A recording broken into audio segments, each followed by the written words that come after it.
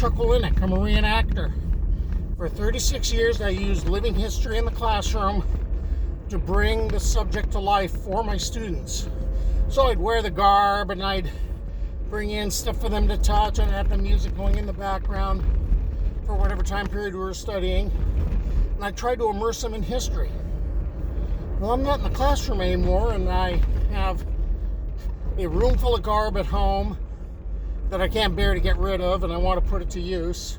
I still have this passion for bringing the past to life, and I got time on my hands. So what I got into was researching something that I didn't get to teach when I was working, and that was California history.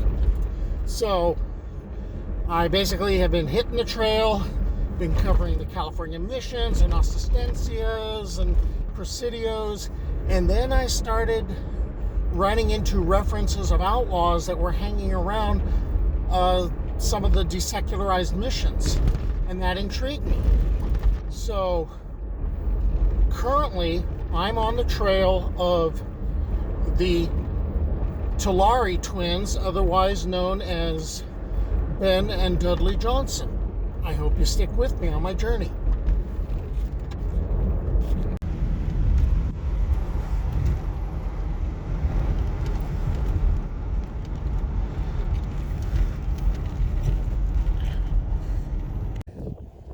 I'm over at the landmark, the site of the Mussel Slough tragedy, which was a confrontation between homesteaders and the Southern Pacific Railway. There's a reason why I'm here. Between 1899 and 1903, there were 340 train robberies or attempted train robberies in the entire country. Tulare County has the distinction of producing the most train robbers. And a lot of them were brother acts. There was Chris Evans and Evans' partner, John Sontag, and Sontag's brother, George. There was also the Tulare Twins, Ben and Dudley Johnson, and those are the ones we're going to be talking about. And there were the Dalton Brothers, or the Dalton Gang. But we need to get into the origin of the Tulare Twins. Ben and Dudley Johnson, the Tulare Twins, they're living in New York. When they turn 18, they head out to California to go visit a married sister in Oakland, and they're looking for work, and then they hear that there's work available in Tulare. They move down to Tulare. They in time become known as the Tulare Twins. They go to work for a minister, and after a few months, they're very dissatisfied with working for the minister. They want their pay. The minister argues with them that they're lazy and they're not really working and they don't deserve the pay.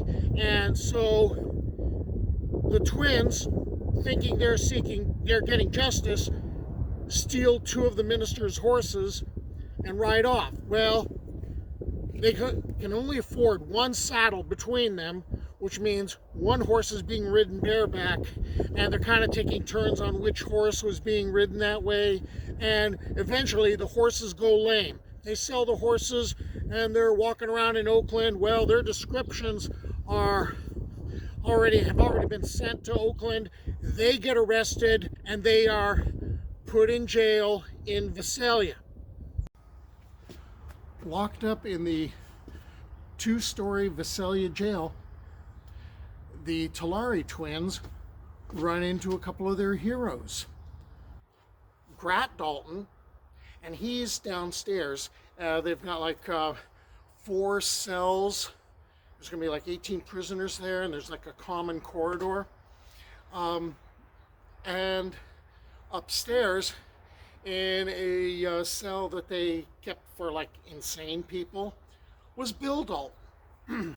Well, it turns out that Grat has a plan on escaping, and he wants the help of the Johnson brothers. Well, the Johnson brothers are, all into hero worship mode. This is Grat Dalton. He's a legend. And then they realize we only have 30 days to go. We only have a 30-day sentence. And so what they end up doing, they know that Grat has been smuggled, probably from Chris Evans, a file and a saw and a whetstone, and this is being used to saw away at one of the bars. And what the boys agree to do is they simply start talking real loud whenever the sawing is going on, or they sing real loud and the other prisoners are doing the same sort of thing, and that covers the noise. And then one day, oops, Grat Dalton and 2 other prisoners are gone. And that's not discovered for like about 12 hours. And okay, that's happened. Now the Tulare Twins, they finish out their 30 days and they get released. Once the brothers have finished their short 30-day sentence for stealing horses, they end up trying to stay on the straight and narrow. And what they end up doing is they buy a farm. They somehow get the money together, they get a farm, they end up losing the farm. Well, then they turn around and they get another farm, and Mom moves out from New York and she's living with them. Well, the thing is, they're going into bankruptcy. And so in order to stave off bankruptcy, Ben and Dudley start stealing from their neighbors. And they actually are involved in a group called the 40 Thieves, which is being run by somebody in Fresno. Stuff that's being stolen, Dudley's taking some of that stuff to Los Angeles from time to time, and he's getting it, sold off there. He's fencing it, and he comes back. Well, there's a problem. People don't like it when you take their property. And what ended up happening is a complaint was sworn out against the brothers, and the law shows up at the Johnson place, and the brothers are being told, hey, we're here to serve a warrant. Well, when you are trying to serve a warrant, you're having a rifle pointed at you, and you realize that you might be in big trouble, you leave. So the law leaves, they're going to come back with reinforcements, and the brothers take off. Law shows up, and they start going through the house, and they are finding all sorts of stolen stuff piled up. They're also finding lots of ammunition. They are finding lots of weapons. They are finding lots of dynamite, which is going to go over real big. That's going to be important later. And there's a whole bunch of newspaper clippings on the Dalton Gang, because the brothers were big admirers of the Daltons. They're kind of like fanboys. And what ends up happening is Mother Johnson gets arrested as an accessory, or basically for receiving stolen property. And she writes this very tearful letter, pleading with her boys to do the right thing, that they know they had done wrong and they need to come back and face the consequences. And the brothers basically go, nah, that's okay, bye. And they take off. And then Mom does this dump of information of how her sons really, really admire the Daltons, but then there's also the newspaper clippings that tell the law that, but also that they were big admirers of Chris Evans and John Sontag, who were being helped out by a lot of people in the area, who they kind of viewed them as Robin Hood figures fighting against the evil Southern Pacific Railway. Okay, so the Tulare Twins are not going to turn themselves in to get Mom out of jail. As far as they're concerned, she can rot. By the way, the authorities will eventually are going to release her.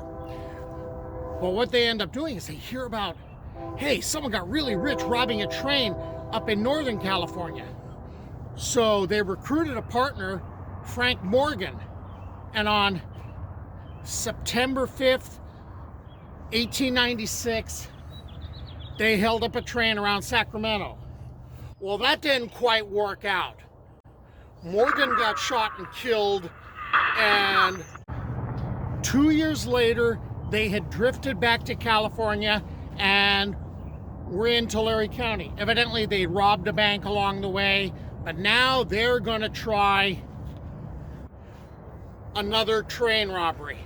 And this time they're going to do it near Cross Creek, near Goshen. And as a matter of fact, it's right next to an abandoned station, or abandoned stagecoach station, or stagecoach stop that the Daltons had used. So the Twins are still doing their fanboy service. Well, the boys have been experimenting with dynamite. And when they boarded the train and told the guy in the car where the money was, open up, and the guy refused, Dudley put a stick of dynamite under the door and basically blew the door off. He then told the guy inside, come out. He refused, didn't answer. So Dudley lit another stick, another fuse, threw it in there, and the fuse fizzled out. Then he lit another one, tossed it in. And the guy said, all right, I'm good. I'm coming out. Let me throw this out the window. Okay? Gets tossed out the window. Boom. Harmlessly. All right? Now, Dudley goes in and he sticks a whole bunch of dynamite underneath the safe. And this is something straight out of Butch Cassidy and the Sundance Kid. As a matter of fact, I like to believe it's the inspiration for that scene. Dudley sets off the dynamite, and it blows the express car up, like completely. All that's left is the floor and the two ends of the car. There were some chickens that were, I guess, in there. Well, there was a chicken coop found in some telegraph wires. There was $75,000. They got $4,000 worth of blackened and bent silver dollars, and they lit out. In the meantime, the people that were supposed to stop the robbery, they were too busy collecting the money and hiding it in their clothes and in their shoes.